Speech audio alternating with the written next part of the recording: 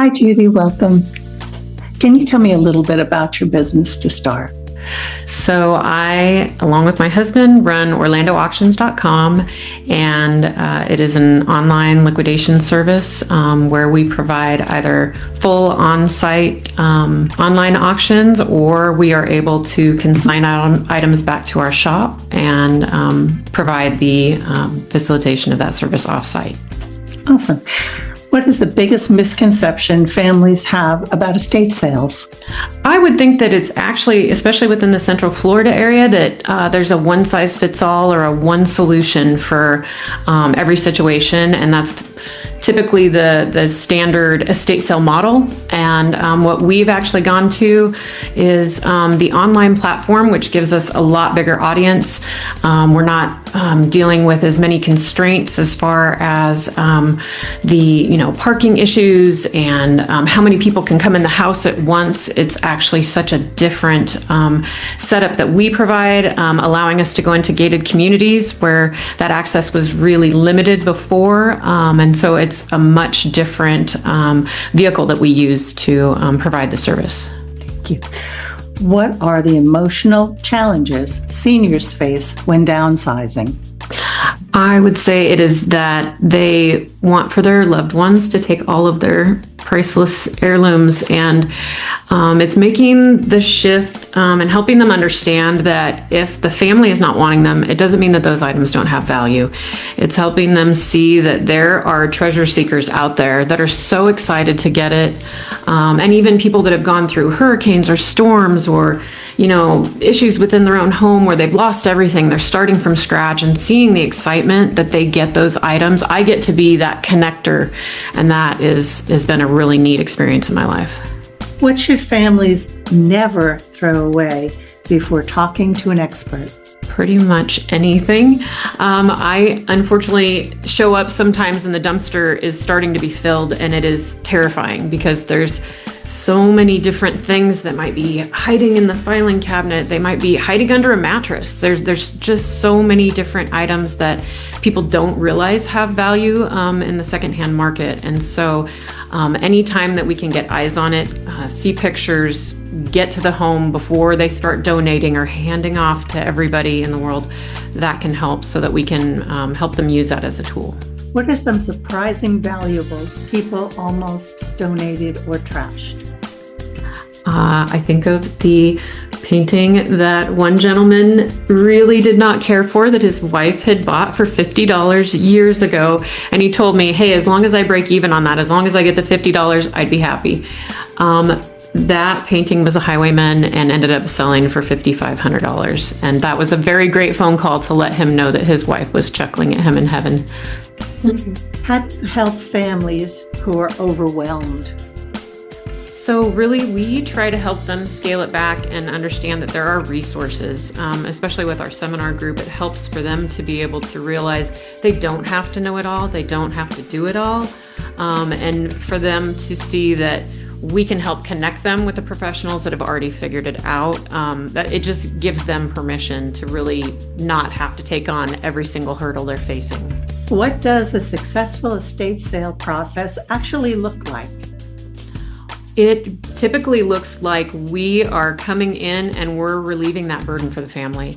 Being able to go through every single drawer, every single closet, everything, knowing that those family heirlooms or memorabilia is set aside for the family, that they don't have to do it all, that we can roll up our sleeves and get in there for them.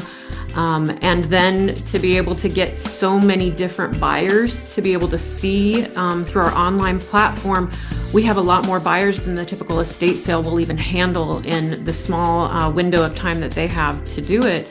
And so we get people that are fighting over the same item. And so when we're able to maximize this process to get as much money for the family, we're able to help them truly offset costs that could be coming out of pocket otherwise. What mistakes cost families the most money? Donating and starting to go through, and people think that they're being helpful. Don't get me wrong. I absolutely get it can be very overwhelming going through this process where they just start filling up boxes and bags, and they just, in fact, one of them most recently, and more often than not, is the closet. People start just bagging up items and taking it off to donation, not realizing that those purses, those shoes, the vintage hats, the different items there really actually were tools that they've now given up. How early should someone begin preparing? You know, it's different for every family. It really depends on what their timeline looks like, what the urgency is. Sometimes it can be as early as a couple of months. Sometimes it's a few weeks. Sometimes life doesn't wait and things have already happened. The wheels are starting to be in motion. Someone's got to be moved into a safer living situation. So just giving that family peace and grace that whatever point they're at, we're going to walk alongside them and help them figure it out, and to not be in a panic, because we have resources and professionals that will step in to help. Can you share a memorable family story? So there was a family not too long ago that they thought they were being helpful. The dumpster was in the driveway and the attic was being emptied. And we typically see this where people just think, oh, just whatever was in the attic. And don't get me wrong, in the Florida heat, when people think they're holding on to items, you know, the bags disintegrate, the items degrade, things turn rubbery and sticky. It's kind of an awful mess sometimes, but they just started chucking everything in the dumpster. I showed up and we halted everyone. Stop, everybody, just wait a moment. And there were mid-century modern decor items in that attic that were worth a few $1,000s, and some Santa blow molds that, again, got bid up, were really great items. So they were very grateful that not all of that went to the landfill, and we were too. We're trying to make sure that as little is going to the landfill as possible. What advice would you give an adult child helping aging parents? First of all, to be good to yourself. Whatever process that you're going through, it typically is a role reversal, and it's so hard. It's really an emotional time.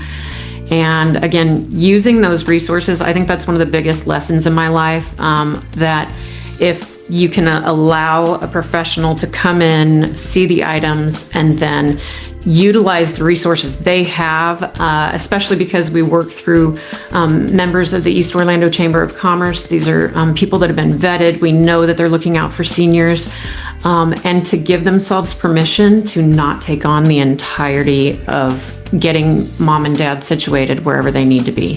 Final question.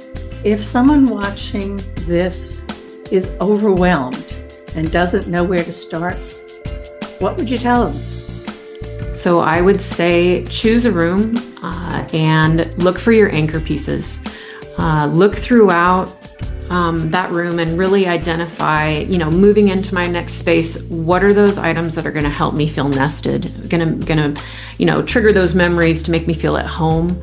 And then aside from that, a room at a time, treat it like you're shopping your home. Go through and discover which items you absolutely need, and maybe a handful that you want. For all the items that you're going to see, you're going to be picking a few of them typically when you're downsizing. So going through, shopping your home, and then using blue tape to mark those items, that those are off limits as far as the consultation goes, and that those are items that are going with you. Thank you for having me.